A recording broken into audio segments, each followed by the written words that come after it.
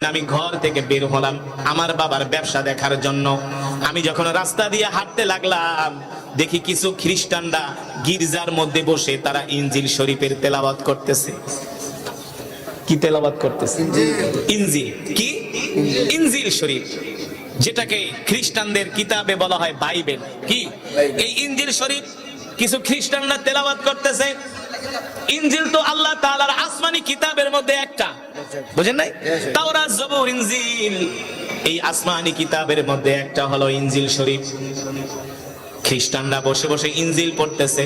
সালমান ফার্সি কিছুক্ষণ বসে ইনজিলের তেলাওয়াত শুনছে। সালমান ফার্সি বলে, আমার কাছে খুব ভালো লেগেছে ইনজিল শরীফের তেলাওয়াত। আমি মাঝে মাঝে ওই পাদ্রীর কাছে যাই আর ইনজিল শরীফের তেলাওয়াত শুনি। হঠাৎ করে আমি একদিন পাদ্রীকে প্রশ্ন করলাম, পাদ্রী সত্যি করে বলো, তুমি যে ইনজিল পড়ো, ইনজিলের তেলাওয়াত তো আমার কাছে ভালোই লাগে, কিন্তু সত্যি করে বলো এর চাইতে আরো উত্তম কোন ধর্ম আছে কিনা, এর চাইতে আরো সুন্দর কোন ধর্ম আছে কিনা? সালমান ফার্সিকে খ্রিস্টান পাদ্রী বলে, সালমান, এই কথা যদি আমি বলি তাহলে আমার কল্লা থাকবে না, খ্রিস্টানরা আমার গর্দান উড়িয়ে দিবে, খ্রিস্টানরা আমাকে মেরে ফেলবে। সালমান, এই কথা আমি বলতে পারবো না। সালমান ফার্সি বলে, শোনো, তুমি আমার কাছে সত্যটা বলো, এর চাইতে আরো সুন্দর কোন ধর্ম আছে কিনা? পাদ্রী বলে, সালমান, আমি তোমাকে একটা গোপন কথা বলে যাই, এই কথা আমি ছাড়া তুমি আর কাউকে বলবা না। সালমান, শোনো, তুমি যদি সত্য ধর্মের সন্ধান পেতে চাও, রোম পারস্যে তুমি সত্য ধর্মের সন্ধান পাবা না। যদি সত্য ধর্মের সন্ধান পেতে চাও তাহলে তুমি রোম পারস্য থেকে হিজরত করে মক্কায় চলে যাও। কোথায়? মক্কায় যাওয়া তো এত সোজা কথা না রে যুবক। এ যুবক, তোমাদেরকে তো 3 দিনের জন্য দাওয়াত ও তাবলীগে ডাকলেই পাওয়া যায় না, ঠিক কিনা বল? দাওয়াত ও তাবলীগে যদি বলি, ভাই চলেন 3 দিনের জন্য তাবলীগে চলেন, আমি 3 দিনের জন্য তাবলীগে গেলে আমার ছেলে মেয়েকে কে দেখবে, আমার স্ত্রীকে কে দেখবে? বলে কি বলে না? আমি 2018 সনে মালয়েশিয়াতে এক প্রোগ্রামে গেছিলাম। এক প্রবাসী, বাড়ি বিবারিয়া, জিজ্ঞেস করি বাড়ি কে, কয় বিবারিয়া। তা মালয়েশিয়া থাকেন কয় বছর? কয় বেশি না, 32 বছর। কয় বছর? আরেকটারে জিজ্ঞাসা কয় বছর? কয় 26 বছর। তা আমি বলি যে 32-26 বছর যারা মালয়েশিয়া থাকেন, পরিবার দেখে কে? আসমানের দিকে হাত উঠায় কয় কে? কে? আল্লাহ। তো 32 বছর বিদেশে থাকলে যদি তোমার পরিবার আল্লাহ দেখতে পারে, 3 দিন 40 দিনের জন্য তাবলীগে গেলে কি আল্লাহ দেখতে পারে না? দেখতে পারে না? 3 দিনের জন্য যাবে না, ঠিক কিনা বলেন? আবার কিছু দুষ্ট আছে, তাবলীগের লোকদেরকে দেখলে সোজা যায় বাথরুমে পালায়। বউরে কয় আমার কথা জিগাইলেও কবি না, কবি বাড়িতে নাই, ঠিক কিনা বলেন? যুবক, তোমাদেরকে 3 দিনের জন্য দাওয়াত ও তাবলীগে পাওয়া যায় না, 40 দিন তো দূরের কথা।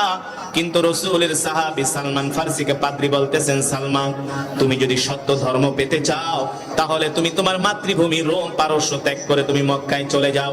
ওই মক্কায় একজন শেষ নবীর আবির্ভাব ঘটেছে, যার নাম হলো মুহাম্মদ ইবনে আব্দুল্লাহ। সুবহানাল্লাহ বলেন। নাম কি? যার নাম হলো মুহাম্মদ ইবনে আব্দুল্লাহ।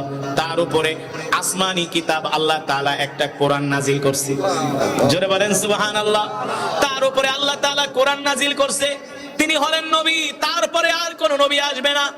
এ সালমান, তুমি যদি মক্কায় যেতে পারো আর যদি ওই নবীর সন্ধান পেয়ে যাও, দেরি করবা না, দেরি করবা না, ওই নবীর হাতে হাত রেখে কালেমা পড়ে মুসলমান হয়ে যাবে। আল্লাহু আকবার।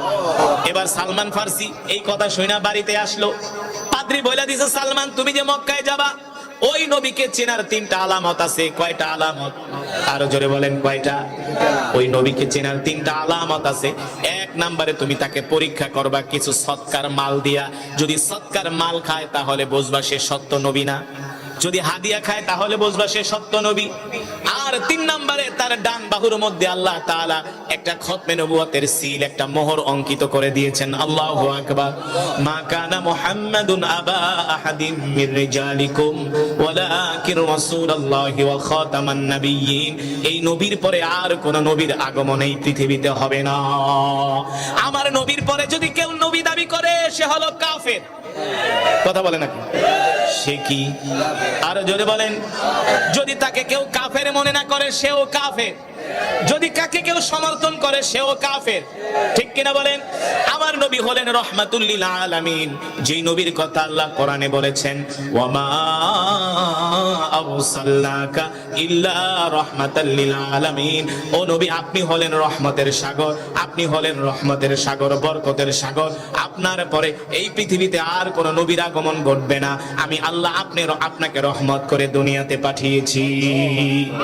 ওই পাদ্রী বলে দিলেন, সালমান এই তিনটা আলামত দেখলে বুঝবা সে সত্য নবী, তার হাতে হাত রেখে কালেমা পড়ে মুসলমান হয়ে যাবা। কিন্তু সালমান, তুমি যে রোম পারস্য থেকে মক্কায় যাবা, কিভাবে যাবা? সরাসরি রোম পারস্য থেকে মক্কায় যেতে পারবা না।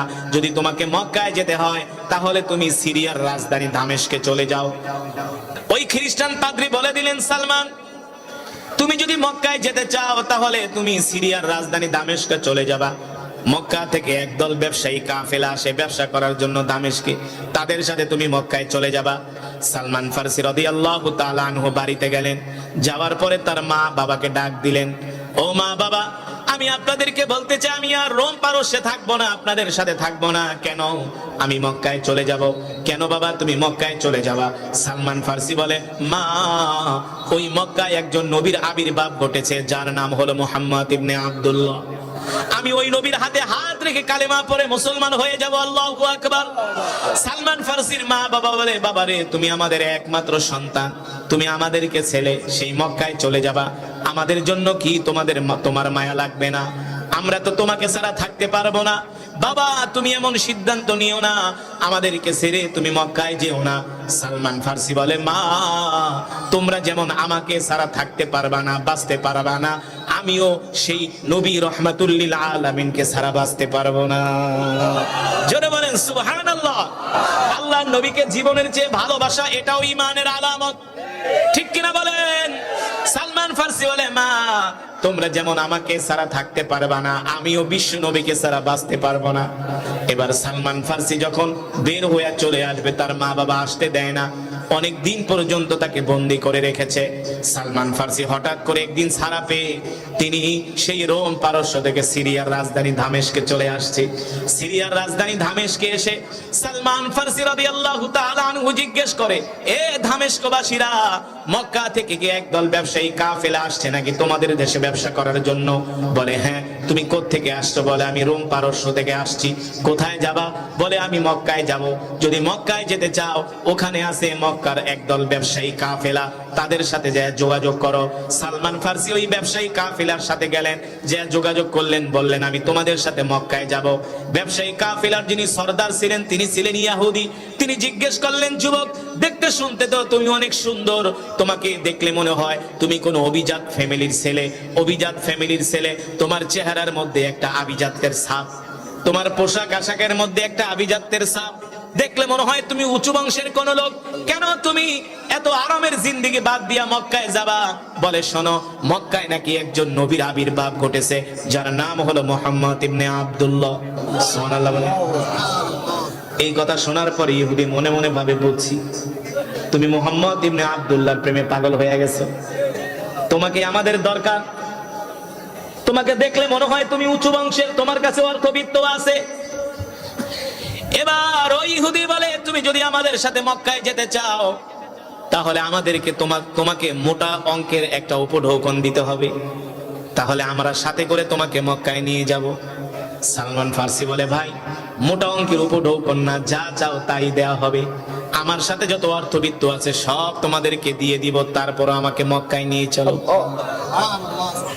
ওই কাফেলার যিনি সর্দার ছিলেন, যে যুবক, ভালো করে চিন্তা করো কত কষ্ট করেছেন রাসূলের সাহাবী সালমান ফারসি।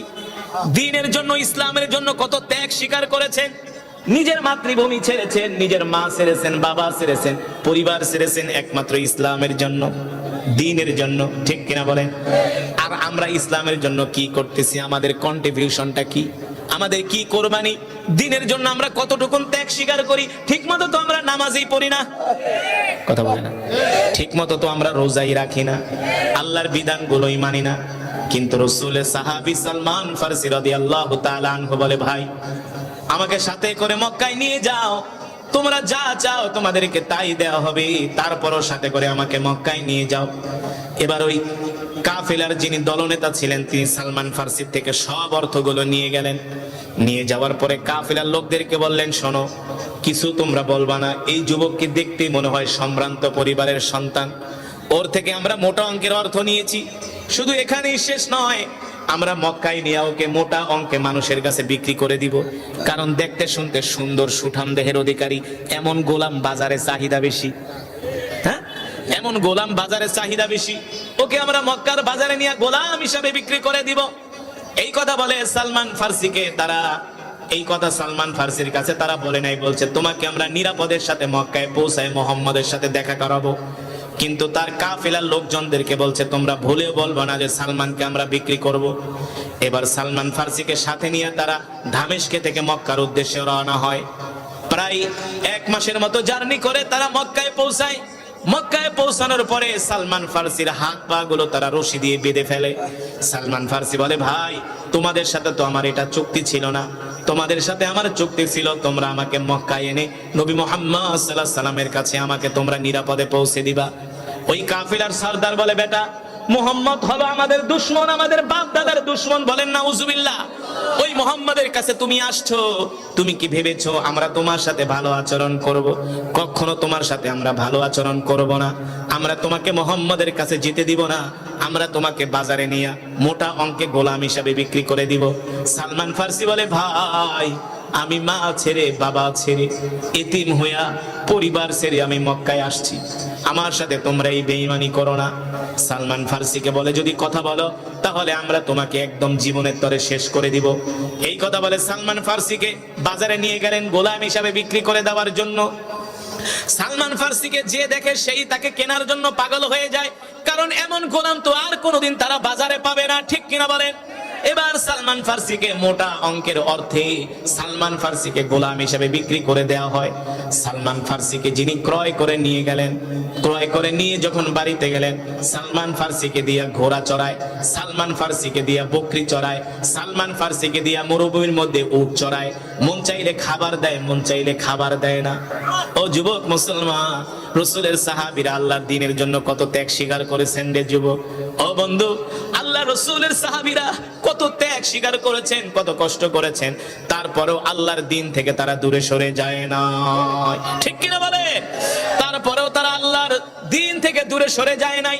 এবার সালমান ফার্সি রাদিয়াল্লাহু তাআলা আনহু বলেন, আমি বাগানে কাজ করি, সারাদিন বকরি চড়াই, ভেড়া চড়াই, উট চড়াই, সারাদিন আমি উট চড়াই, আর রাতের বেলা হলে আমি মক্কার অলিতে গলিতে আল্লাহর নবীকে খুঁজি, কোন জায়গায় গেলে আল্লাহর নবীকে পাওয়া যায়। সালমান ফার্সি বলে, আমি তো মক্কা চিনি না, কোন জায়গায় আল্লাহর নবী থাকে। আমি দিনের বেলা কাজ করি আর রাতের আধারে আল্লাহর নবীকে মক্কার গলিতে গলিতে খুঁজি। আল্লাহু আকবার। সালমান ফার্সি রাদিয়াল্লাহু তাআলা আনহু বলেন, একদিন আমি খেজুরের বাগানে কাজ করতেছিলাম, খেজুর পাড়তেছিলাম, পাকা খেজুর। হঠাৎ করে একজন যুবক দৌড়ায়া খেজুরের বাগানে এসে বলে, হে মক্কাবাসীরা, আমাদের কপাল পুড়ে গেছে, আমাদের কপাল পুড়ে গেছে। সালমান ফার্সির যিনি মনিব ছিলেন তিনি বলেন, কি হয়েছে? বলে, শোনো, মক্কায় একজন নবীর আবির্ভাব ঘটেছে, যার নাম হলো মুহাম্মদ ইবনে আব্দুল্লাহ। যেই যুবকের জন্য মক্কার সব যুবকেরা পাগল হয়ে গেছে। জোরে বলেন আল্লাহু আকবার, আর জোরে বলেন আল্লাহু আকবার। এই কথা শোনার পরে সালমান ফার্সি বলে, আমি বাগানের মধ্যে খেজুর পাড়তেছিলাম, গাছের মাথায় ছিলাম। আল্লাহ নবীর কথা শোনার পরে আমি এক লাফে গাছ থেকে নেমে গেলাম। মনে হয় আমার পুরো শরীরের মধ্যে ভূমিকম্প শুরু হয়ে গেল। আমি যে ওই যুবকের পা জড়ায় ধরলাম, যুবকের পা জড়িয়ে ধরে বললাম, ভাই, বলো বলো তুমি কি বললে? বলে, তুই শুনে কি করবি, তুই তো একটা সাধারণ গোলাম। বলে, ভাই, তোমার হাতে ধরে পায়ে পড়ি, সত্যি করে বলো কি বললে? এই কথা বলার পরে সালমান ফার্সি বলে, আমি দ্বিতীয়বার জিজ্ঞেস করার সাথে সাথে আমার গালের মধ্যে একটা চর বসায় দিল। আমি ওই চর থাপ্পড় খায়া তার পা জড়ায় ধরলাম, ধরে বললাম, ভাই, বলো বলো কি বলেছো? বলে, তুই একটা গোলাম, গরিব মানুষ, এই কথা শুনে তুই কি করবি? সালমান ফার্সি রাদিয়াল্লাহু তাআলা আনহু বলে, ভাই গো, আমি তো এই নবীকে পাওয়ার জন্যই সেই রোম পারস্য থেকে আসছি। তুমি আমাকে একটা থাপ্পড় না, দুইটা থাপ্পড় না, যত মারা মারো, যত নির্যাতন করো, আমার কোনো আফসোস নাই। তারপরেও বলো, কলিজার টুকরা নবী কোথায় আছে? বাগানের মালিকের মায়া লেগে গেছে, হায় রে, ছেলেটা রোম পারস্য থেকে আসছে, অনেক ভালো মানুষ, ভদ্র মানুষ, আমানতদার। ঠিক আছে বলো। এবার যুবক ডাক দিয়ে বলে, শোনো, ওখানে একটা পাহাড় আছে, জাবালে আবু কোবাইস। ওই পাহাড়ের নিচে মোহাম্মদ তার অনুসারীদেরকে বৈশা বৈশা কোরআন শোনায়। যদি দেখা করতে যাও তাহলে ওই পাহাড়ের কাছে চলে যাও। আল্লাহু আকবার। সালমান ফার্সি বলে, এই কথা শোনার পরে আমি এত কষ্ট করে রোম পারস্য থেকে সফর করে আসছি, আমি আমার সব দুঃখ ভুলে গেছি। আমি আমার পাড়া খেজুর নিয়ে আল্লাহ নবীর কাছে গেছি। আমি প্রতিদিন কাজ করার পরে আমাকে আমার মালিক কিছু খেজুর দেয়, সেই খেজুরগুলো আমি জমিয়ে রেখে আল্লাহ নবীর জন্য নিয়ে গেলাম। আল্লাহ নবীকে প্রথম দিন দেখার পরে আমার কলিজা ঠান্ডা হয়ে গেছে।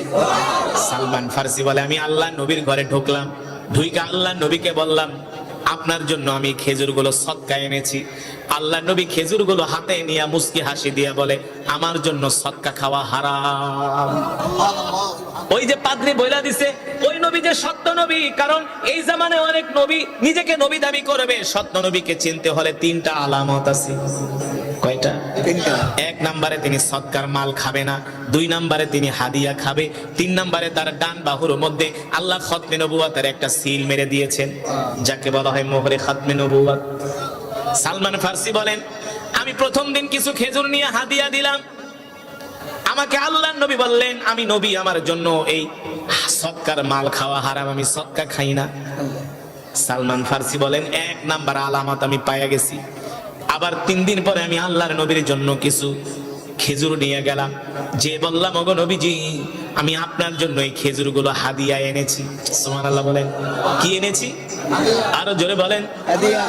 3 নম্বরে, 2 নম্বরে আমি আপনার জন্য এই খেজুরগুলো হাদিয়া এনেছি। আল্লাহ নবী বললেন, লাকা সাদাকা, লাকা সাদাকা, তোমাদের জন্য সাদাকা খাওয়া তোমাদের জন্য জায়েজ, আর আমার জন্য সদকা খাওয়া হারাম। লাকা সাদাকা, তোমাদের জন্য সদকা খাওয়া জায়েজ, আর আমার জন্য সদকা খাওয়া হারাম। কিন্তু এটা হলো হাদিয়া, এটা আমার জন্য জায়েজ। সুবহানাল্লাহ বলেন। আল্লাহ নবী বলেন, খেজুরগুলো হাতে নিয়ে নবীজি নিজেও খেলেন, সাহাবীদের মাঝে বিলিয়ে দিলেন। সালমান ফার্সি বলে, আমি 2টা আলামত পেয়ে গেলাম, এখন বাকি আছে কয়টা? আরো জোরে বলেন, বাকি আছে কয়টা?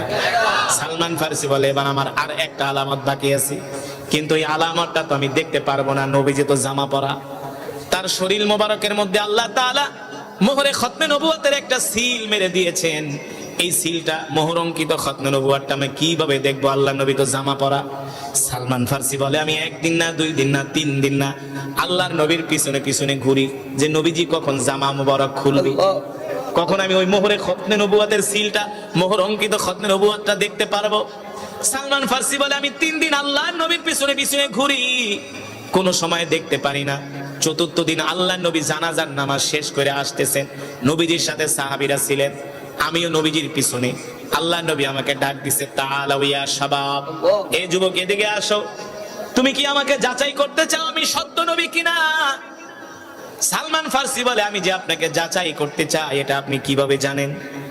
আল্লাহ নবী বলে, আমি যদি না জানি তাহলে আমি নবী হলাম কিভাবে? জোরে বলেন সুবহানাল্লাহ।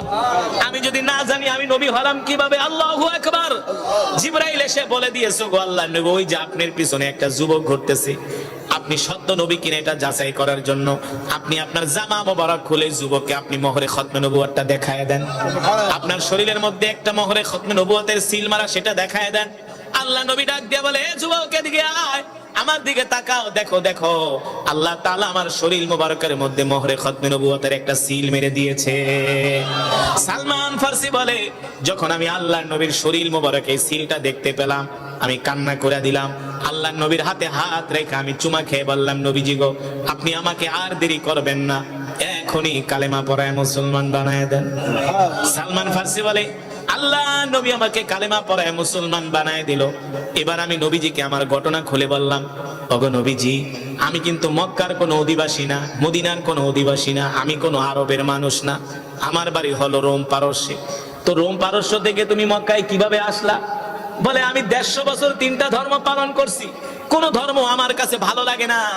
আমি একজন খ্রিস্টান পাদ্রীর মুখে শুনেছি, শেষ জামানায় একজন নবীর আবির্ভাব ঘটবে, যার নাম হবে মুহাম্মদ ইবনে আব্দুল্লাহ।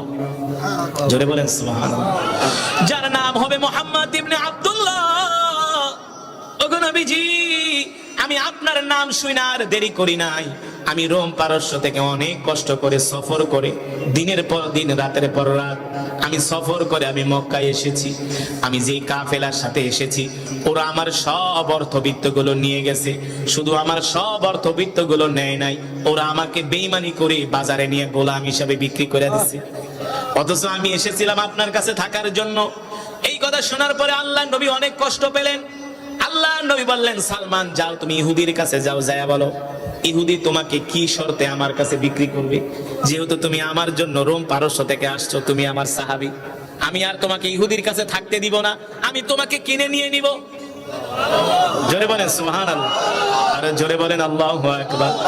তুমি ইহুদির কাছে যাও, ইহুদিকে বলবা কত অর্থ হলে ইহুদি তোমাকে আমার কাছে বিক্রি করবে। সালমান ফার্সি ইহুদিকে যে বললেন, ইহুদি আল্লাহর নবী বলেছেন কত অর্থ হলে তুমি আমাকে বিক্রি করে দিবা। ইহুদি মনে মনে ভাবে, সালমান তোমার মতো গোলাম তো আর আমি মক্কার জমিনে পাবো না, তোমার মতো দেখতে শুনতে সুন্দর সুদর্শন, তোমার মতো আমানতদার, তোমার মতো ভদ্র, তোমার মতো বিনয়ী গোলাম আমি তো মক্কার জমিনে পাবো না। ইহুদি বলে, না না না, কোন অর্থের বিনিময়ে আমি তোমাকে বিক্রি করব না।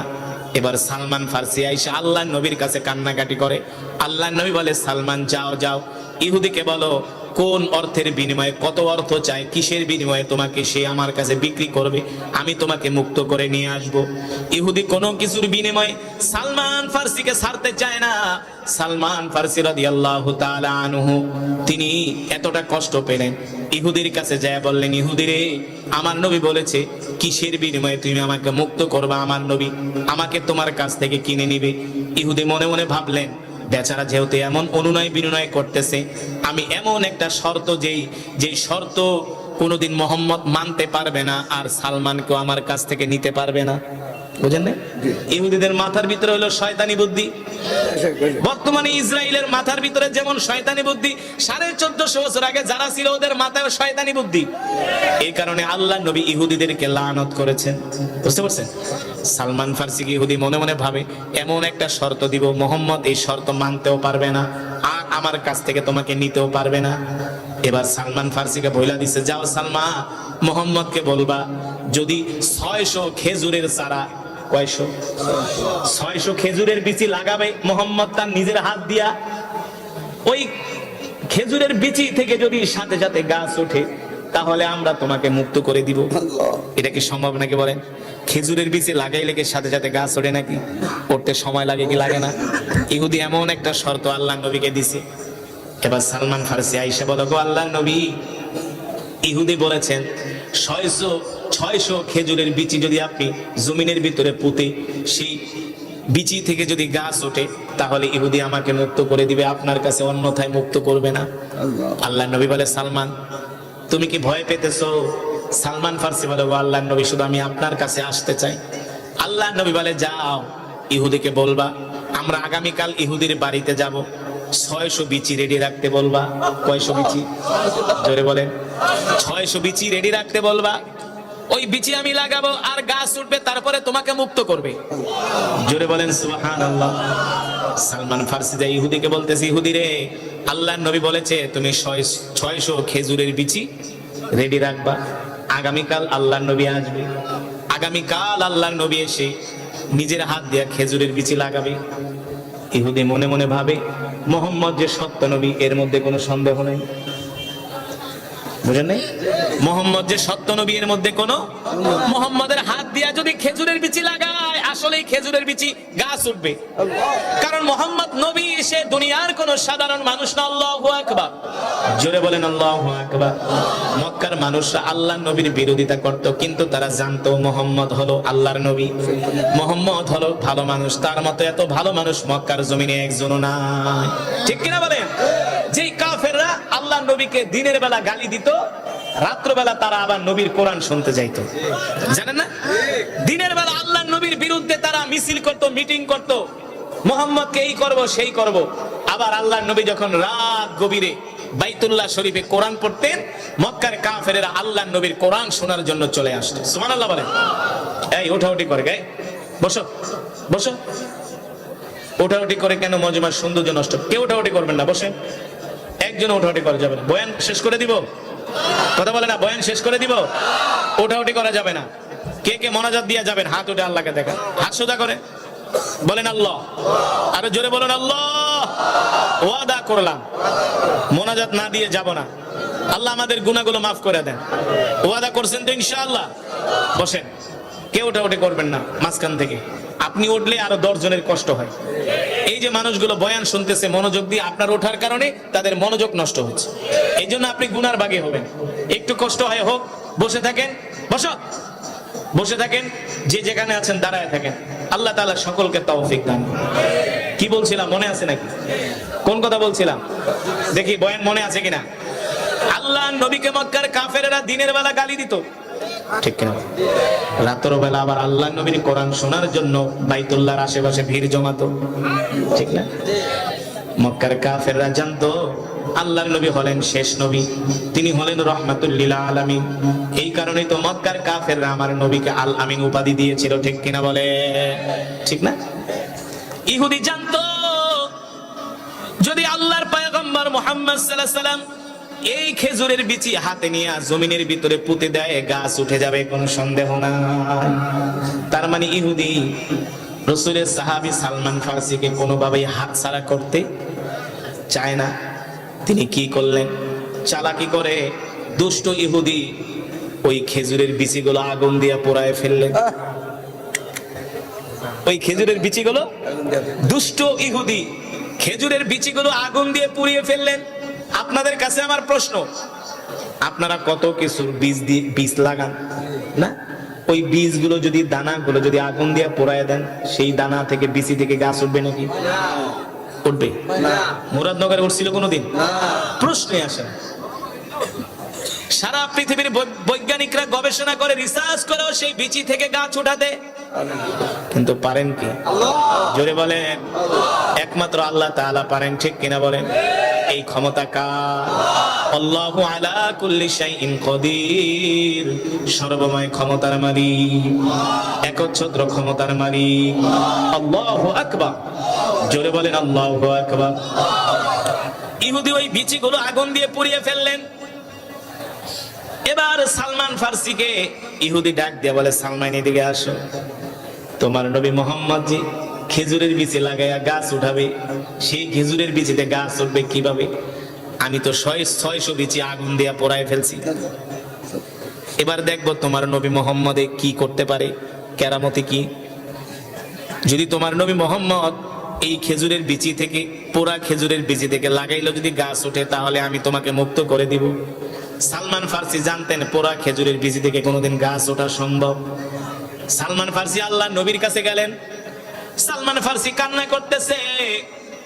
আল্লাহ নবী ডাক দিয়া বলেন, লিমা তাবকি ইয়া সালমান, সালমান কাঁদো কেন, কাঁদো কেন? সালমান ফারসি বলে, গো আল্লাহর নবী, জানে দুষ্ট ইহুদি ওই 600 খেজুরের বিচি আগুন দিয়া পোড়ায় ফেলছে, তার মানে এই বিচি থেকে আর গাছ উঠবে না, আমি কোনোদিন মুক্তি পাবো না, আপনার কাছেও যেতে পারবো না। সালমান ফারসি কান্না করতেছে, এই খেজুরের বিচি থেকে আর কোনোদিন গাছ উঠবে না, আর আমি কোনোদিন মুক্ত হব না, আপনার কাছে যেতেও পারবো না। আমি আমার মা বাবা পরিবার পরিজন ছেড়ে সেই মক্কা থেকে, সেই রোম থেকে মক্কায় আসলাম আপনাকে পাওয়ার জন্য, আপনার সাথে থাকার জন্য। আমার মনের আশা পূর্ণ হবে না। এই কথা ভেবে সালমান ফারসি রাদিয়াল্লাহু তাআলা আনহু শিশু মাসুম বাচ্চার মতো কান্না করতেছে। আল্লাহ নবী ডাক দিয়া বলে, সালমান তুমি কেঁদো না, আগামীকাল আমি ইহুদির বাড়িতে যাব, ইহুদিকে বলবা ওই খেজুরের বিচিগুলো রেডি রাখতে। জোরে কোন সুবহানাল্লাহ। এখন তো ইহুদির মাথা খারাপ হয়ে গেছে, কিরে মুহাম্মদ তো আমাকে কোনোভাবেই ছাড়ে না, আর এই খেজুরের বিচি যদি মুহাম্মদের হাতে যায় গাছ উঠবেই উঠবে, কোনো সন্দেহ নাই। কারণ মুহাম্মদ দুনিয়ার কোনো সাধারণ মানুষ নন, তিনি হলেন আল্লাহর নবী, ঠিক কিনা বলে? তিনি হলেন আল্লাহর নবী। আল্লাহু আকবার, জোরে বলেন আল্লাহু আকবার। এবার আল্লাহর নবী রাহমাতুল লিল আলামিন পরের দিন দুপুর বেলা ইহুদির বাড়িতে আসলেন। একদল সাহাবীদেরকে সাথে নিয়ে আসছেন। এসে বলে, সালমান যাও যাও, ইহুদির হাত থেকে খেজুরের বিচিগুলো নিয়ে আসো। ইহুদি আল্লাহর নবীর সামনে দাঁড়ায় বলে, মুহাম্মদ খেজুরের বিচি আমি আগুন দিয়ে পোড়ায় ফেলছি, এই বিচিতে গাছ উঠবে না। আল্লাহ নবী বলে ইহুদি রে, গাছ ওঠে না, না ওঠে তুই দেখ, খেজুরের বিচি আমার হাতে দে। আল্লাহ নবী সাহাবীদেরকে বললেন, এ সাহাবীরা, তোমাদের কাজ হলো গর্ত করা, কিন্তু পিছনের দিকে তাকানো যাবে না, শুধু গর্ত করে করে সামনের দিকে আগাবে। জোরে বলেন সুবহানাল্লাহ। সাহাবীরা জামাতবদ্ধ হয়ে গর্ত করতেছে। আল্লাহ নবী বলেন, সালমান একটা একটা করে বিচি আমার হাতে দিবা।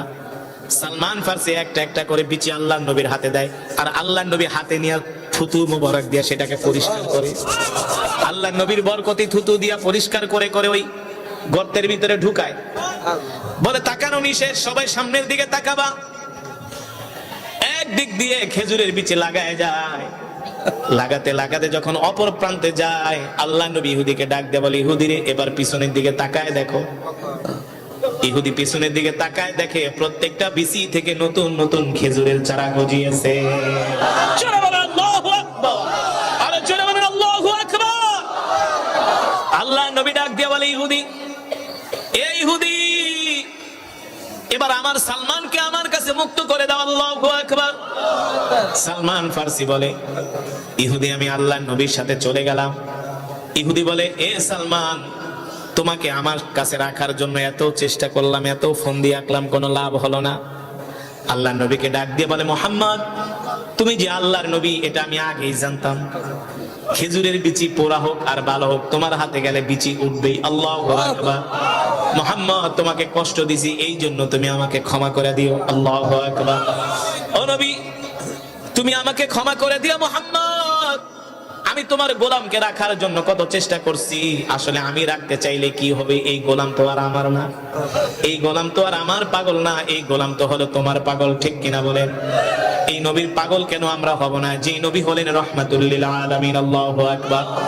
যেই নবীর থুতু মোবারকের কারণে লবণাক্ত পানি মিষ্ট হয়ে যায়। ঠিক কিনা বলেন? রাসূলের সাহাবীরা বদরের প্রান্তরে গেলেন, যুদ্ধের জন্য প্রস্তুতি নিচ্ছেন, যুদ্ধ করার জন্য পানি দরকার। সাহাবীরা যেখানে তাবু গাড়লেন সেখানে একটা পানির কূপ আছে। সাহাবীরা একটু পানি পান করে দেখলেন এই পানিটা লবণাক্ত। বদরের কথা বলতেছি, এই কূপ এখনো বদরের প্রান্তরে আছে। সাহাবীরা এসে বললেন, ওগো আল্লাহর নবী, আমাদের কাফেলার কাছে, তাবুর কাছে একটা পানির কূপ আছে, কিন্তু ওই পানির কূপগুলো হলো লবণাক্ত, তিতা, এই পানিগুলো মুখে নেওয়া যায় না।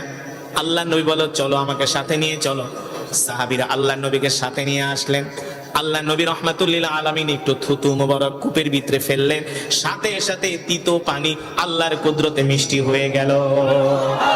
শুধু এখানেই শেষ না রে মুসলমান, তোমার আমার নবী, কলিজার টুকরা নবী, বিশ্ব নবী কেমন নবী ছিলেন? আল্লাহর নবীর বয়স যখন 12 বছর, চাচা আবু তালিবের সাথে মক্কা থেকে ব্যবসা করার জন্য তিনি ওই যে সিরিয়ার রাজধানী দামেস্কে যাবেন, সিরিয়ার রাজধানী দামেস্কের দিকে রওনা হয়েছে। জর্দানের সীমান্তবর্তী এলাকায় যাওয়ার পরে আল্লাহর নবী অসুস্থ হয়ে গেছে, ছোট মানুষ। আল্লাহর নবীর বয়স 12 বছর। আল্লাহর নবী ডাক দিয়া বলে, চাচা, প্রচন্ড মরুভূমির উত্তপ্ত বালু আর উপরে সূর্যের আলোতে গরমে আমি অসুস্থ হয়ে গেছি, আমাকে একটা গাছের নিচ নিয়ে বসান। চাচা আবু তালিব ডাক দিয়া বলে, ভাতিজারে, কোন জায়গায় তোমাকে আরাম করাবো? সব জায়গায় তো মরুভূমি আর মরুভূমি, কোনো গাছ দেখা যায় না। চাচা আবু তালিব বলে, ভাতিজা মুহাম্মদ, একটা মৃত গাছ দেখা যায়। আল্লাহর নবী বলে, চাচা আমাকে সেই মৃত গাছের নিচে নিয়ে বসান। ইতিহাস সাক্ষী, আজও পর্যন্ত ইতিহাস সাক্ষী দেয়, আল্লাহর নবীকে চাচা আবু তালিব ওই মৃত গাছের নিচে নিয়ে বসানোর সাথে সাথে আল্লাহর নবীর বরকতে মৃত গাছটার সাথে সাথে জীবিত হয়ে গেছে। ঠিক কিনা বলে? ওই মৃত গাছ জীবিত হয়ে গেছে, সেই গাছকে বলা হয় সাহাবী গাছ। আজও পর্যন্ত সেই জর্দানের সীমান্তবর্তী এলাকায় গাছটা আছে। এখনো কোটি কোটি মানুষ ওই গাছ দেখতে যায়। ওই গাছকে আল্লাহর নবীর বরকতে আল্লাহ তাআলা মৃত গাছ জীবিত করে দিয়েছেন। সেই গাছ কিয়ামত পর্যন্ত অক্ষত থাকবে। ঠিক কিনা বলেন? মুসলমান, শুধু এখানেই শেষ নয়, আল্লাহর নবী যখন রাস্তা দিয়ে হাঁটে, আল্লাহর নবীকে আকাশের মেঘমালা ছায়া দেয়, আল্লাহর নবীকে পাথর পর্যন্ত সালাম দেয়, আল্লাহর নবীকে গাছ পর্যন্ত সালাম দেয়। আল্লাহর নবীর হাতের আঙ্গুলের ইশারায় আকাশের চাঁদ দ্বিখণ্ডিত হয়ে গিয়েছে। ঠিক কিনা বলেন? আমরা সেই নবীর উম্মত, খুশি নাকি বেজার? জোরে বলি, খুশি নাকি বেজার? তাহলে আমরা জীবনে যতদিন বাঁচবো সেই নবীর সুন্নত গুলো আমরা মানবো। রাজি আছেন? নবীজির সুন্নত কি? আফসুস সালাম, এক এক মুসলমান আর এক মুসলমানকে সালাম দিব, ঠিক কিনা বলেন? ও আতইমুত তুআম, আমরা ক্ষুধার্তদেরকে খাওয়াবো। লিনুল কালাম, আমরা এক মুসলমান আর এক মুসলমানের সাথে নরম ভাষায় কথা বলবো। কি ভাষায়? নরম ভাষায়। বর্তমানে আমাদের সমাজ থেকে সালামের প্রচলন উঠে গেছে। আমরা এখন মুসলমানকে সালাম দেই না, কিন্তু যদি সামনে নির্বাচন হয় দেখবেন সালাম কারে কয়, কাডার আকাডা নাই। বুঝছেন তো? এই কারণে আল্লাহ রাব্বুল আলামিন আল্লাহ নবীর উপরে কোরআন নাজিল করলেন, আর আল্লাহ তাআলা ঘোষণা করলেন, ইন্না আনজালনা ইলাইকা যিকরা লিতুবাইয়িনা লিন-নাস। ওগো নবী, আমি আল্লাহ আপনাকে যে কোরআন নাজিল করেছি, কোরআন দিয়ে আপনি মক্কার মানুষদেরকে দাওয়াত দেন, এই কোরআন দিয়ে আপনি মানুষদেরকে বুঝান। আল্লাহ তাআলার নির্দেশ পায়া আল্লাহর নবী এই কোরআন নিয়ে ঘরে বসে, আল্লাহর নবী ঘর থেকে বের হয়ে গিয়েছেন, ঠিক কিনা বলেন? আল্লাহর নবীর উপরে অকাথ্য নির্যাতন হয়েছে, জুলুম হয়েছে, অত্যাচার হয়েছে, আল্লাহর নবী কোরআনের তেলাওয়াত বন্ধ করে দেয় নাই, ঠিক কিনা বলেন? আমরাও সেই বিশ্ব নবীর শিষ্য, আমরা দুনিয়ার জমিনে যতদিন বেঁচে থাকবো আল্লাহর কোরআনের পক্ষে বেঁচে থাকবো, ঠিক কিনা বলেন? কেউ আমাদেরকে হুমকি দামকি দিয়া কোরআনের পথ থেকে দূরে সরাতে পারবে না। পারবে? কেউ আমাদেরকে হুমকি ধামকি দিয়া কোরআনের পথ থেকে দূরে সরাতে পারবে না। আমরা দেখেছি বিগত সরকারগুলোতে কোরআনের মাহফিল করতে হলে পুলিশের থেকে অনুমতি আনতে হতো, ঠিক কিনা বলেন? এখন কোন কোরআনের মাহফিল করলে অনুমতি আনতে হয় না। কেন আনতে হবে? জমিন যার, কোরআনের কথা চলবে তা। কিসের আবার অনুমতি? ঠিক কিনা বলেন? পুলিশের থেকে কেন কোরআনের কথা বলতে অনুমতি আনতে হবে? এই দেশ, এই পৃথিবী তো সৃষ্টি করেছেন আমার আল্লাহ, ঠিক কিনা বলেন? ও মুসলমান, যুগে যুগে যারা কোরআনের বিরুদ্ধে শক্ত অবস্থান নিয়েছে আল্লাহ তাআলা তাদেরকে ধ্বংস করে দিয়েছেন, ঠিক কিনা বলেন? এই পৃথিবীর মালিক দুনিয়ার কোনো মানুষ নয়, এই রাজত্বের মালিক দুনিয়ার কোনো মানুষ নয়, এই পৃথিবীর মালিক কে? কোরআনে আছে কি আছে না? কুলিল্লাহুম্মা মালিকাল মুলকি তুতিল মুলকা মান তাশা ওয়া তানজিউল মুলকা মিম্মান তাশা ওয়া তুইজ্জু মান তাশা ওয়া তুযিল্লু মান তাশা বিয়াদিকাল খায়র ইন্নাকা আলা কুল্লি শাইইন কাদির। আল্লাহ রাব্বুল আলামিন বলেন, নবী, এই মুলকের মালিক হলাম আমি আল্লাহ, এই রাজত্বের মালিক হলাম আমি আল্লাহ। আমি আল্লাহ যাকে ইচ্ছা ক্ষমতা দান করি, যার থেকে ইচ্ছা ক্ষমতা আমি কেড়ে নেই, ঠিক কিনা বলেন? যাকে ইচ্ছা আমি 24 তলায় রাখি, আবার কাউকে ইচ্ছা আমি গাছতলায় রাখি। এ পাতি নেতারা, তোমরা যারা ক্ষমতা পাইলে আর কিছু চোখে মুখে দেখো না, এমন আছে কি আছে না? কিছু পাতি নেতা আছে না, ক্ষমতা পাইলে ওদের আর হুঁশ থাকে না। এ পাতি নেতারা, ক্ষমতার মালিক তোমরা না, ক্ষমতার মালিক জোরে বলে। তারা তো বলেও ছিল আমরা 41 সাল পর্যন্ত ক্ষমতায় থাকবো, কথা কেন বলছিল? কি বলছিল না? আমি কোরআনের কথা বলছি, আমি কোরআন দিয়া বুঝাইতেছি। কোন দলের বিরোধিতা করা আমার উদ্দেশ্য না, যেটা হক কথা সেটা আমি বলতেছি। তারা বলেছিল 41 সাল পর্যন্ত ক্ষমতায় থাকবো, আরো কিছু পাতি নেতা বলছিল আজীবন ক্ষমতায় থাকবো। কিন্তু আমরা তাদেরকে ইনিয়ে বিনিয়ে বোঝানোর চেষ্টা করেছি, ক্ষমতার মালিক তোমরা নয়, ক্ষমতার মালিক হলেন আল্লাহ। আর ফেরাউনও তো 450 বছর পরে আর ক্ষমতায় থাকতে পারে নাই, পারছে নাকি? ওই ফেরাউনের কোনো অস্তিত্ব নাই, ওই ফেরাউনের অস্তিত্ব আল্লাহ বিলীন করে দিয়েছেন, ঠিক কিনা বলেন? তাহলে ক্ষমতার মালিক জোরে বলেন কে? সেই আল্লাহ তাআলা আমার নবীকে ডাক দিয়ে বলছেন, নবী, আসমান যার আইন চলবে তার, জমিন যার বিধান চলবে তার। আলা লাহুল খালকু ওয়াল আমরু তাবারাকাল্লাহু রাব্বুল আলামিন। আপনি মক্কার কাফেরদেরকে ভয় পাবেন না, মক্কার কাফেরদের সামনে বুক উঁচু করে ঘোষণা করে দেন, মক্কার কাফেরেরা, আমি আল্লাহর প্রেরিত রাসূল মুহাম্মদ সাল্লাল্লাহু আলাইহি সাল্লাম, আমি তোমাদের সামনে ঘোষণা করতেছি আল্লাহর জমিনে আল্লাহর কোরআনের কথা চলবে। এই কোরআনের কথা বন্ধ করার কারো বাবার ক্ষমতা না, ঠিক কিনা বলেন?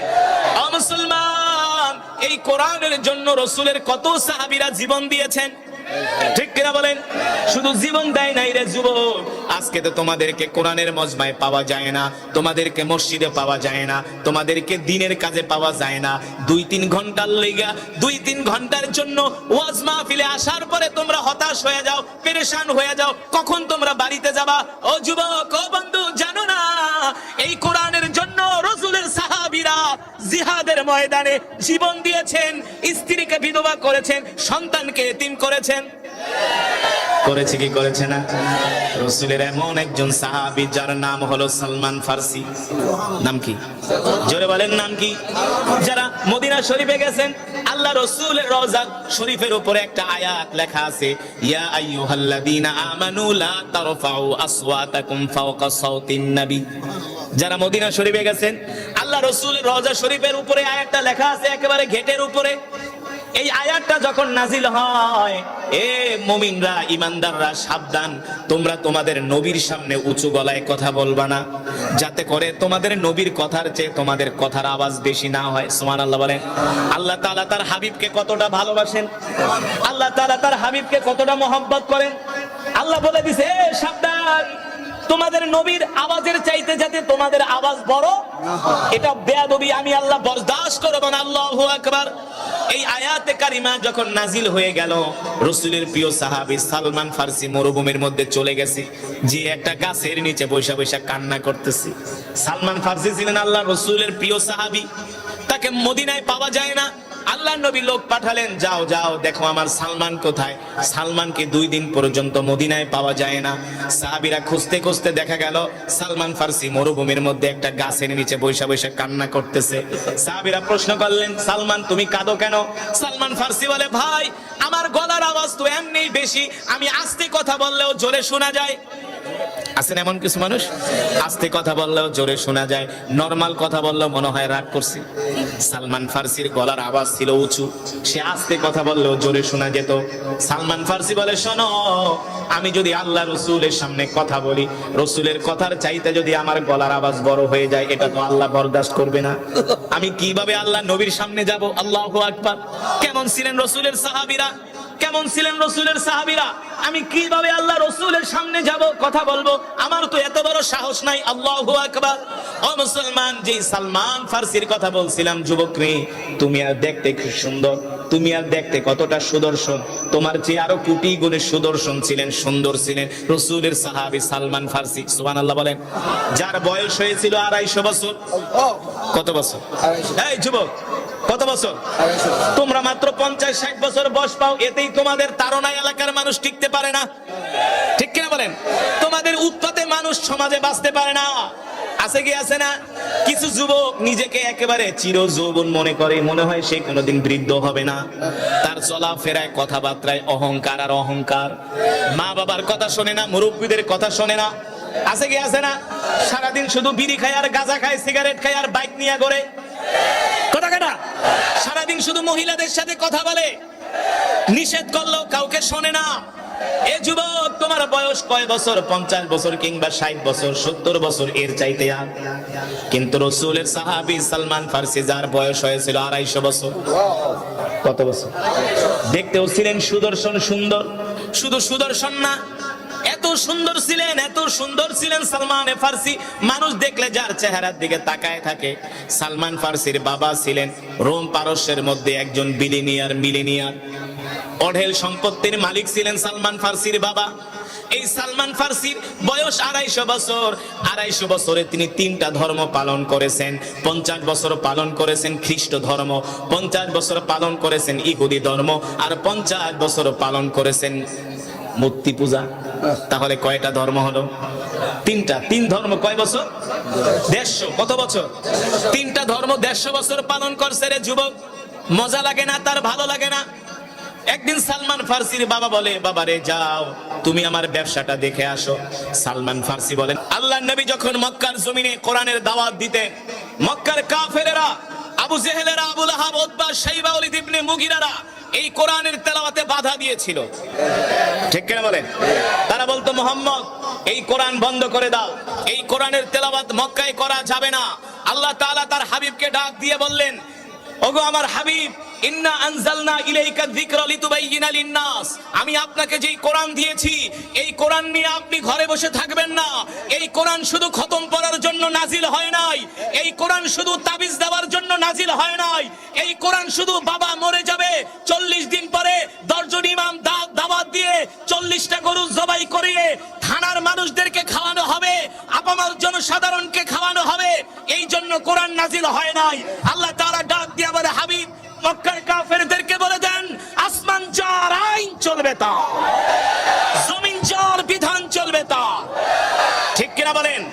আল্লাহর জমিনে অন্য কোন তন্ত্র মন্ত্র চলতে দেওয়া যাবে? আমরা দেখেছি আজ 51 বছর ধরে স্বাধীনতার পরেই বাংলার জমিনে অনেক দল ক্ষমতায় এসেছে। সব হলো চোর আর বাটপা, সব হলো ধর্ষণকারী, মাদকাসক্ত, একটারও চরিত্রের ঠিক নাই। রাতে বলে এক কথা, দিনে বলে আরেক কথা। তার মানে সবকিছুর দেখা শেষ আল কোরআনের বাংলাদেশ। ঠিক কিনা বলেন? আল কোরআনের বাংলাদেশ। এই মুরাদনগরের মাটি ও সন্তান, যিনি হলেন একজন বুজুর্গ। কে? কে? কায়কোবা। তার সাথে আমার দেখা হয়েছিল আরো 8 বছর আগে মালয়েশিয়াতে। তার বুজুর্গি দেখে আমি নিজেই অবাক, তার আমল, তার আখলাক দেখে আমি নিজেই অবাক। একজন জেনারেল শিক্ষিত মানুষের এমন পরিবর্তন কিভাবে হয়েছে? একমাত্র আল্লাহর কোরআনের দ্বারা। তার যেই দাড়ি, তার যেই সুন্নতি লেবাস দেখলে মনে হয় অনেক বড় পিসাব। ঠিক কিনা বলেন? এটা কিসের কারণে? আল্লাহর কোরআনের কারণে। ঠিক কিনা বলেন? তিনি আরো 20 বছর আগে, সম্ভবত আরো বেশি হবে, 20-25 বছর আগে আমি বাবা হুজুরের সাথে একবার এই মুরাদনগরে এসেছিলাম। আরো 25 বছর আগে, তখন আমি ছোট, কেরাতপুরি। এক মাহফিলে কায়কোবা সাহেব আমার তেলাওয়াত শুনে সেই 25 বছর আগে আমাকে 10,000 টাকা হাদিয়া দিয়েছিলেন। সেই 25 বছর আগে এটা তিনি দিয়েছেন আল্লাহর কোরআনের ভালোবাসা। আমার এখনো মনে আছে, বাবা হুজুর আমাকে নিয়ে আসছিলেন কুমিল্লার রওজাতুল উলুম মাদ্রাসার যিনি প্রতিষ্ঠাতা মাওলানা ওবায়েদ ভাই, তার বাড়িও মুরাদনগর। আল্লাহ তাআলা তার কবরকে জান্নাতের উচ্চ মাকাম দান করুন। ওবায়েদ ভাইও ছিলেন। তো আমার বলার উদ্দেশ্য হলো, এই কোরআন এমন এক কিতাব, এই কোরআনের তেলাওয়াত শুনলে পাথরের মতো হৃদয়টা মোমের মতো গলে যায়। ঠিক কিনা যুবক? যুবক বন্ধুরা, তোমরা জীবনে তো কত গান শুনছো। মমতাজ বেটি সংসারটাকে নাপাক করেছিল, ফাইটটা যায়, সিরা যায়, লয়া যায়, খায়া যায়। ঠিক কিনা বলেন? ওই মমতা সংসদে দাঁড়ায় গান গেয়ে সংসদটাকে নাপাক করেছিল। এদেশের জনগণের ভ্যাট আর ট্যাক্সের টাকায় ওই সংসদ চলে, কারো বাবার টাকায় সংসদ চলে না। ওই সংসদের এসির বাতাস খাও, এটা জনগণের টাকা, তোমাদের বাপ দাদার টাকা না।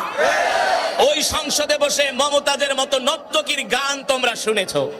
ওই নর্তকী মহিলা যার চরিত্রের কোনো ঠিক নাই, এই মহিলা সংসদে দাঁড়ায় বলেছিল সে নাকি বুখারী তিরমিজি সব পড়ছে। বলছিল কি বলছিল না? আমি মানিকগঞ্জ ওর এলাকায় যেয়ে বলছিলাম, মমতাজ তুমি বুখারী তিরমিজি তো দূরের কথা, যদি সূরা ফাতিহা পড়তে পারো তাহলে আমি তোমাকে একটা ভোট দিব। কিন্তু ওর বাবার 14 গোষ্ঠীর ক্ষমতা আছে নাকি সহি করে সূরা ফাতিহা পড়ার? জোরে বলেন, আছে ক্ষমতা? নাই। এই কোরআন এমন এক কিতাব, আল্লাহ তাআলা এই কোরআন কোনো অপাত্রে দান করেন না। ঠিক কিনা বলেন? এই কোরআন কোনো কুপাত্রে দান করেন না। এই কোরআন কোন নর্তকী ফত্তকি, এই কোরআন কোন মদখোর, এই কোরআন কোন জাদু গাঁজাখোর, এই কোরআন কোন ইয়াবাখোর, এই কোরআন কোন জুয়ারির বুকের ভিতরে আল্লাহ এই কোরআনের স্থান দেন না। ঠিক কিনা বলেন? আল্লাহ তাদের অন্তরে এই কোরআনের স্থান দেন যারা এই পৃথিবীর শ্রেষ্ঠ মানুষ। ঠিক কিনা বলেন? আমি গত 5 বছর আগে একটা মাহফিলে যাচ্ছি সিলেটে। এক হোটেলে খাবার খাইতে আসি, 10 জন যুবক ঢুকছে হোটেলের ভিতরে। ঢুকেই আমাদেরকে সালাম আর সালাম। আমি বললাম, এদিকে আসো, ভালোই তো সালাম শিখছো, সবাই রে পাইকারি ধরে সালাম দিতে আসো, খাইতে আসি। অনেকে বাথরুমে যাবে, অনেকে দাঁড়ায় বিড়ি খায়, ব্যাপার কি? হুজুর আমরা তো আসলে অত কিছু বুঝি না, আমাদের এলাকায় আর 15 দিন পর নির্বাচন। 15 দিন পরে কি? জোরে বলেন। আমাদের এলাকায় আর 15 দিন পরে নির্বাচন।